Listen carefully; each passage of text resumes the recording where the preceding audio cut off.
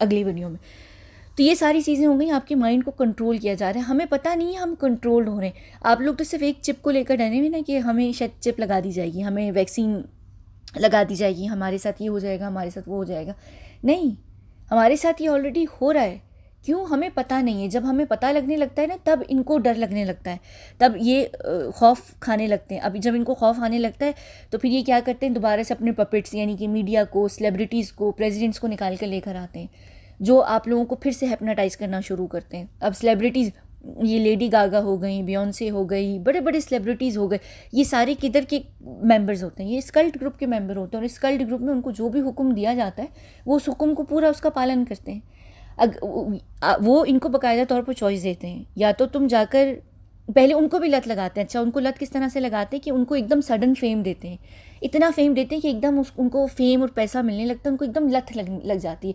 जैसे एक चरसी होता है, एक गंजेड़ी होता है, एक नशे होता है, उसको पहले फ्री में दी जाती है ना कि ये ले तू फूक फूक। आप इसी तरह कस्टमर बनाते हैं, आप उसको पहले लत लगाते हैं, फिर वो इतना उसका एडिक्टेड हो जाता है कि वो आपके पास आता है, तो आप अपना इसी तरह से वो धंधा करते हैं।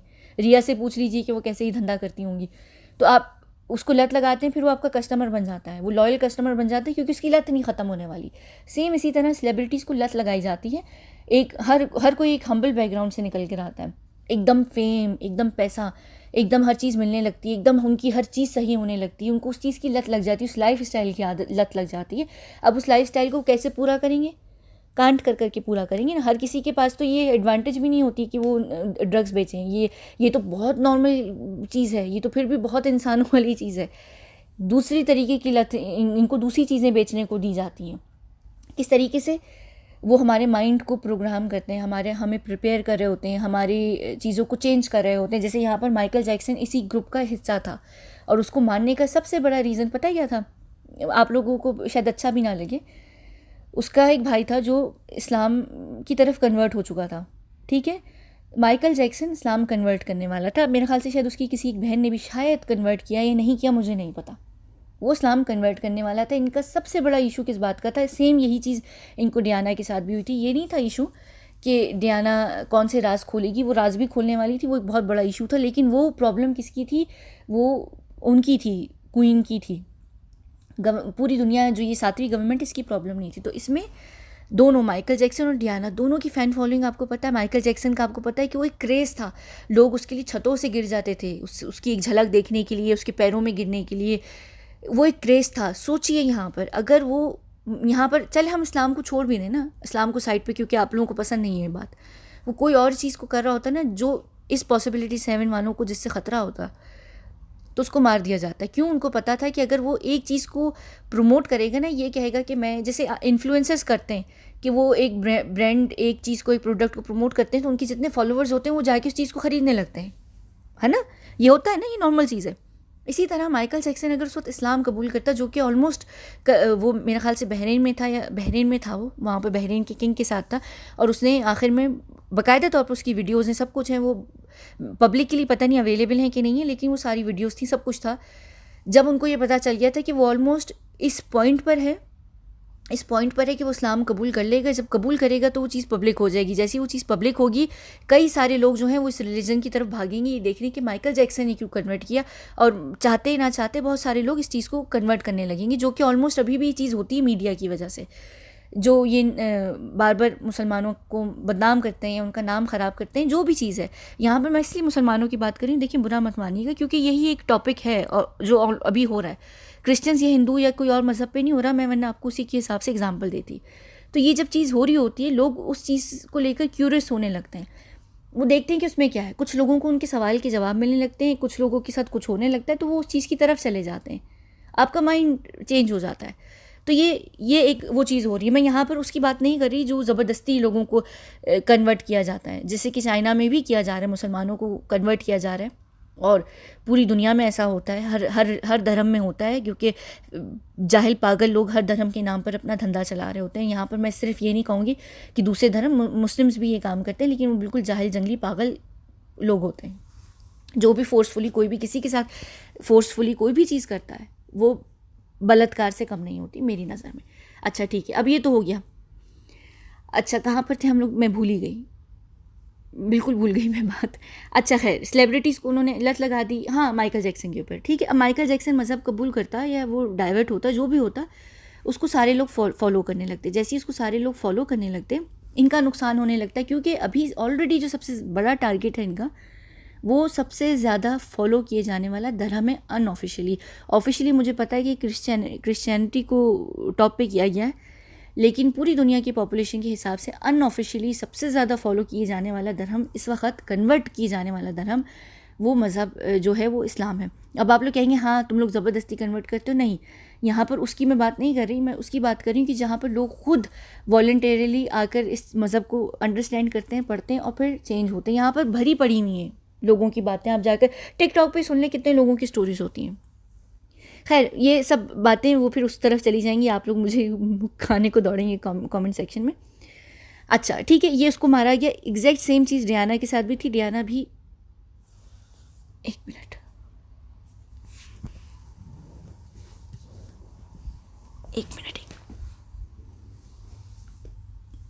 पता नहीं मुझे आजकल ऐसा लगता है मैं हॉन्टेड जगह पर हूँ, जैसे कोई मुमकिन मसला। अल्लाह अकबर।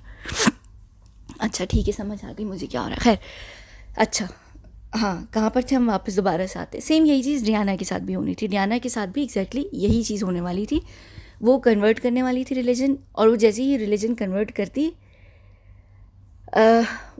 वो मसला हो जाता। तो ये इसी तरह से ही की जाती हैं। ये तो एक यहाँ पर एक किल है या एक पैटर्न है जिसको बचाया जाता है। अब यहाँ पर बहुत सारे लोग हैं जो इल्यूमिनाती के मेंबर होते हैं जिनको मारा जाता है। उसके पीछे कई सारे डिफरेंट कारण होते हैं, जैसे कि यहाँ पर फास्ट एंड फ्यूरियस वाला जो जॉन, वो कौन था, वो जो लड़का था, मैं उसका नाम भूल गई हूँ, उसको क्यों मारा गया, उसको क्यों मारने का रीज़न क्या था। अब वो तो नहीं जाकर मज़हब कन्वर्ट कर रहा था ना, वो इन्फॉर्मेशन लीक करने वाला था। उसके पास बहुत सारी चीज़ें आना शुरू हो गई थी, लेकिन बहुत कम क्वांटिटी में। लेकिन इस जगह का सबसे बड़ा मसला ये है कि अगर आपकी माइंड में ज़रा भी डाउट आना शुरू होना, तो आप उनका नेक्स्ट टारगेट बन जाते हैं, क्योंकि इस ग्रुप में एंटर होने के लिए आपको किसी ना किसी को मारना पड़ता है अपनी लॉयल्टी दिखाने के लिए। और नॉर्मली आप लॉयल्टी कैसे दिखाते हैं किसी को मार के, जो आपके अपने बहुत करीबी बंदा होता है उसी ग्रुप के अंदर, जिससे आपकी कोई भी किस्म की अटैचमेंट होती है, तो वो एक लॉयल्टी होती है। ये एक बड़ा कॉमन सा चीज़ है, आपने फिल्म्स में, ड्रामों में भी देखा होगा। भाई लोग भी ये काम करते हैं कि हम तुम पे कैसे विश्वास करें, लो अपनी माँ बहन गर्लफ्रेंड या XYZ को मार दो, दोस्त दुश्मन सबको मार दो। ये एक बड़ी नॉर्मल सी चीज़ है। बिल्कुल यही पैटर्न को यूज़ किया जाता है, एक को मार के एक के लिए जगह बनाई जाती है। तो ये सारी चीज़ें हो गई। अच्छा मैं आप लोगों को ना एक दिन बाकायदा तौर पर ये भी बताऊँगी कि इसके अंदर एक्चुअली क्या होता है। ये जंगलात में कल्ट ग्रुप का पूरा एक केव है, केव कह लीजिए, यानी हम उसे केव कहते हैं, केव है नहीं लेकिन केव कह लीजिए, जंगलात में है। तो उसके अंदर क्या होता है, वहाँ पर क्या रिचुअल्स होते हैं, ये सारी चीज़ें होती हैं, मैं आपको कभी बाद में एक्सप्लेन करूँगी, ठीक है। तो ये इस तरीके से एक तो ये काम करते हैं। उसके अलावा यहाँ पर एक्सपेरिमेंट्स डिफरेंट तरीके के, मैं जैसे अभी बायोलॉजिकल वेपन्स का बताया, यहाँ पर और भी बहुत सारे लोगों को प्रिपेयर किया जा रहा है। कैसे प्रिपेयर किया जा रहा है, हम ह्यूमन्स के साथ क्या काम करते हैं। और यहाँ पर जिन लोगों का अपहरण होता है, जिनको उठाकर लेकर आया जाता है, जो छोटे बच्चे होते हैं, नॉर्मल अक्सर ये जो, हाँ अभी जो एक बहुत ही करंट टॉपिक है, जो आजकल जंगें हो रही हैं, इसमें लोग जो गायब हो रहे हैं, जो मर जाते हैं, ठीक है, लेकिन ये जो NGOs आती हैं ना काम करने फोर फ्रंट पे, ये भी बहुत कुत्ती किस्म की चीज़ें होती हैं। ये बाकायदा तौर पर वहाँ से बच्चों का अपहरण करके उनको आगे सप्लाई कर देती, किनको, हमें। हम इन जगहों, इन लोगों को उठाकर लेकर आते हैं अपने एक्सपेरिमेंट रेट्स के तौर पर। ये वो लोग होते हैं जो हमारे किसी काम के नहीं होते, सिवाय एक आध दफ़ा या 2 दफ़ा के एक्सपेरिमेंट्स के लिए हमें रीडिंग्स लेनी होती है। हम, क्योंकि आप लोग बाकायदा एक मूवमेंट चलाते हैं कि भाई जानवरों को बख्श दो, बनीज, रैबिट, रेट्स, इनको बख्श दो, इनके ऊपर एक्सपेरिमेंट्स ना करो। तो लिटरली इनके ऊपर इतने एक्सपेरिमेंट्स नहीं होते जितने ह्यूमंस के ऊपर होते हैं, क्योंकि अगर आपने एक चीज़ इंसान के ऊपर करनी है, आगे जाकर उसको इंसान ही के ऊपर यूज़ करनी है, तो फिर आप उसकी सबसे बेहतरीन रीडिंग किस पे से लेंगे, इंसान के ऊपर से लेंगे ना। अब वॉलंटियर तो कोई करेगा नहीं कि हाँ भाई ये लो हमें उठा के एक्सपेरिमेंट की नज़र करो, हम पे तुम ट्रायल्स पे ट्रायल्स करते रहो, ऐसा तो कुछ भी नहीं होगा ना। और आप ह्यूमन ट्रायल एक ही दफ़ा कर सकते हैं, क्योंकि आगे जाके इंसान मर जाता है। हाँ उसको रिवाइव करने के तरीके ज़रूर होते हैं, हमारे पास उस तरीके की चीज़ें भी होती हैं कि हम लोगों को रिवाइव करते हैं, लेकिन फिर भी आप एक इंसान को एक हद तक, उसकी लिमिट तक ही यूज़ कर सकते हैं। उसके बाद वो बेकार हो जाता है। वो भी जब बेकार हो जाते हैं उसको भी हम यूज़ करते हैं, वो उसको हम यूज़ नहीं करते, उसको ये वाले लोग यूज़ करते हैं। और वो किस तरीके से यूज़ करते हैं, खौफनाक तरीके से यूज़ करते हैं। और मैं आप लोगों को बताऊंगी कि वो कितनी ईवल तरीके से उन लोगों को यूज़ करते हैं। यहाँ पर बहुत कुछ है, यहाँ पर बहुत कुछ होता है। यानी मैं अगर एक्सपेरिमेंट्स खोल के मैं कोशिश करूँगी 1 या 2 वीडियोज़ में थोड़ा बताकर सारे एक्सपेरिमेंट्स को ख़त्म कर दूँ, लेकिन बहुत कुछ है, इतने एक्सपेरिमेंट्स हैं। और सोचिए उन सारे एक्सपेरिमेंट्स के लिए कौन ट्रेन करता है? वो लड़की ट्रेन करती है लोगों को। खैर वो हर इंसान को ट्रेन नहीं करती, वो उन लोगों को ट्रेन करती है जिनको प्रॉपर इन्फॉर्मेशन एक्सपेरिमेंट्स में रखा जाता है लंबे टाइम के लिए। जो लैब रैट्स के तौर पर आते हैं, छोटे छोटे 1-1 2-2 एक्सपेरिमेंट्स के लिए, उनको ट्रेन नहीं किया जाता, उनके ऊपर फोर्स यूज़ की जाती है, उनको वैसे ही ऑलरेडी सेडेट कर दिया जाता है, ये वो सारी चीज़ें होती हैं। लेकिन वो ये उनको ट्रेन करती है जो एजेंट्स बनने के लिए आते हैं, वो एजेंट्स एक्सपेरिमेंट्स में जाते हैं, वो एजेंट्स जो इन्फॉर्मेशन के लिए जाते हैं। हाँ, जो ये छोटे छोटे लोगों का अपहरण होता है, हाँ उसमें कुछ होते हैं ऐसे छोटे बच्चे जिनको ज़्यादा किसी और चीज़ के लिए, किसी और प्रोग्राम के लिए डालना होता है। एक्सपेरिमेंट्स के अंदर ही डिफरेंट टाइप के प्रोग्राम्स होते हैं, फिर उसमें उन बच्चों को वो ट्रेन करती है। अदरवाइज़ ये जो लैब रैट्स के तौर पर आते हैं हमारे पास, इनको ट्रेन नहीं किया जाता, इनको डायरेक्टली उठा के एक्सपेरिमेंट्स में डाल दिया जाता है। क्यों ये लोग ये बात को मानते हैं कि एक्सपेरिमेंट ही तो करना है, उसके लिए इनके ऊपर इतना हम टाइम क्यों वेस्ट करें? एक्सपेरिमेंट करो फेंको, एक्सपेरिमेंट करो फेंको। और ये नॉर्मली फेंकते भी नहीं है, उस फेंकने को भी बाकायदा तौर पर यूज़ किया जाता है। बहुत कुछ है यहाँ पर। अच्छा, सुशांत से रिलेटेड पॉसिबिलिटी 7 ऑलरेडी मैं इसमें बहुत कुछ बात कर चुकी हूँ। पॉसिबिलिटी 5 को आप सुन लीजिएगा, आप लोगों को समझ आएगी। फिर पॉसिबिलिटी 5 के बाद यहाँ पर इस जगह पर आकर पॉसिबिलिटी 7 में यही वो सब कुछ होगा जो होना है। लेकिन क्योंकि वो एजेंट है तो उसके साथ वो कुछ नहीं होगा, लेकिन स्टिल बहुत कुछ होगा। इन्फॉर्मेशन और एक्सपेरिमेंट में से 2 चीज़ों में से पहले एक चीज़ उसके लिए चूज़ की जाएगी या दोनों की चीज़ें चूज़ की जाएंगी, फिर एक्सपेरिमेंट्स। लेकिन एक्सपेरिमेंट्स एजेंट्स के ऊपर जो एक्सपेरिमेंट्स होते हैं वो लॉन्ग रन के एक्सपेरिमेंट्स होते हैं और वो डिफरेंट प्रोग्राम्स होते हैं। लैब रैट्स के तौर पर यूज़ नहीं किया जाता, पर ऑलमोस्ट लैब रैट्स के तौर पर ही यूज़ किया जाता है।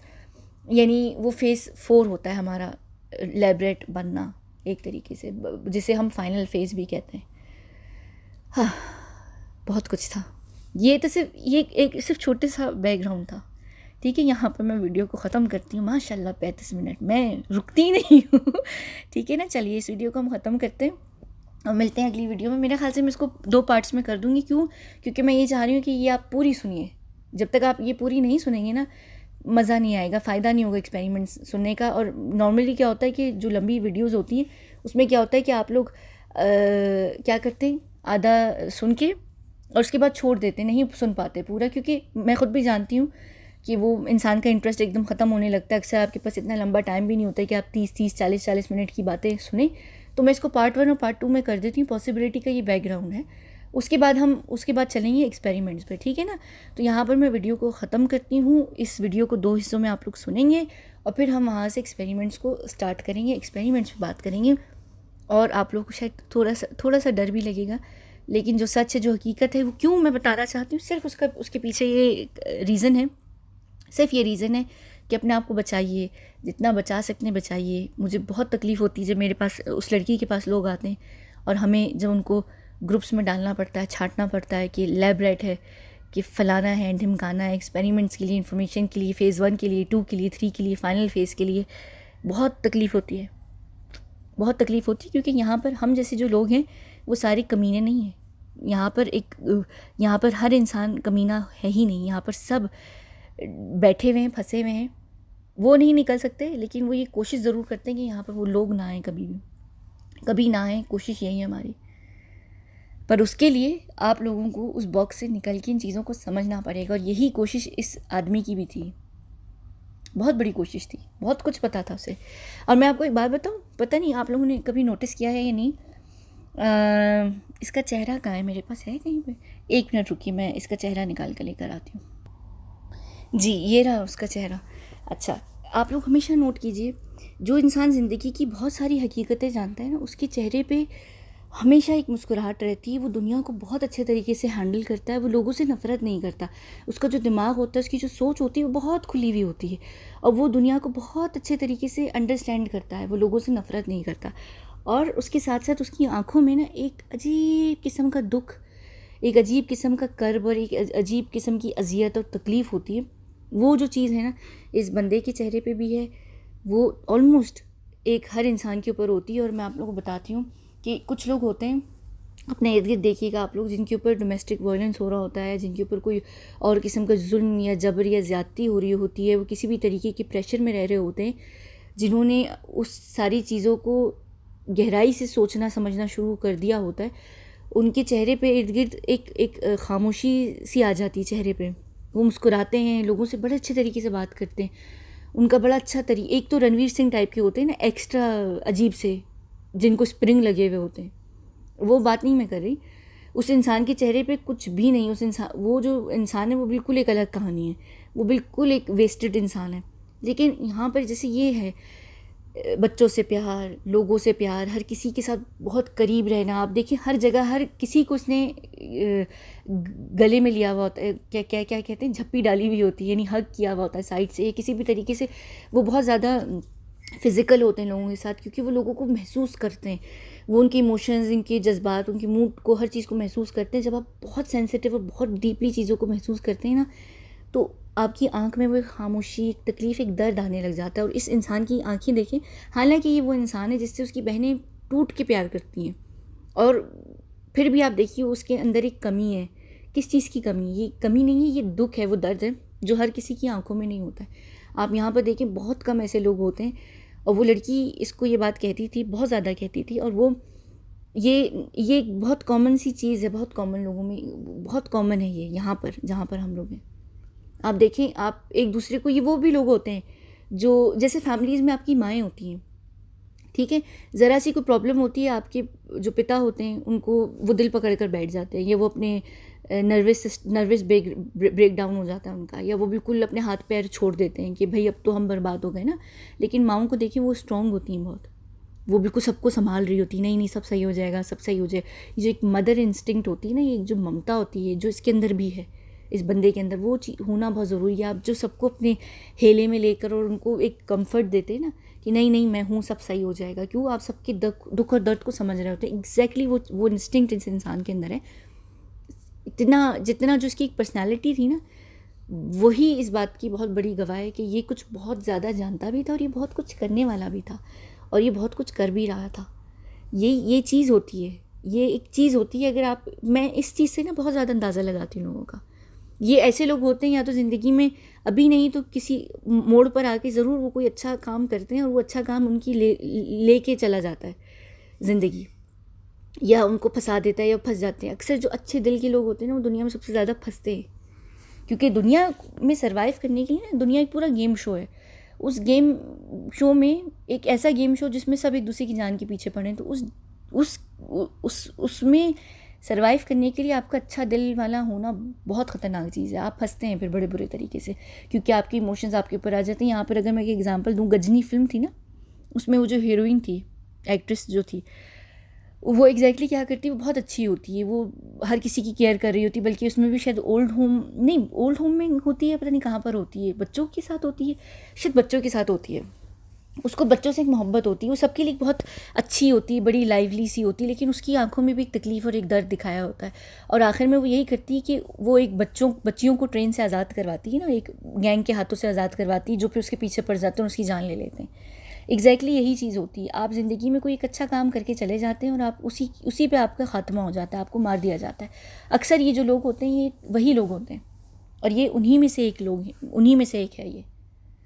समझ आई? तो ठीक है, चलें यहाँ पर बंद करते हैं इस वीडियो को, और मिलते हैं अगली वीडियो में। हाय, है कितना प्यारा।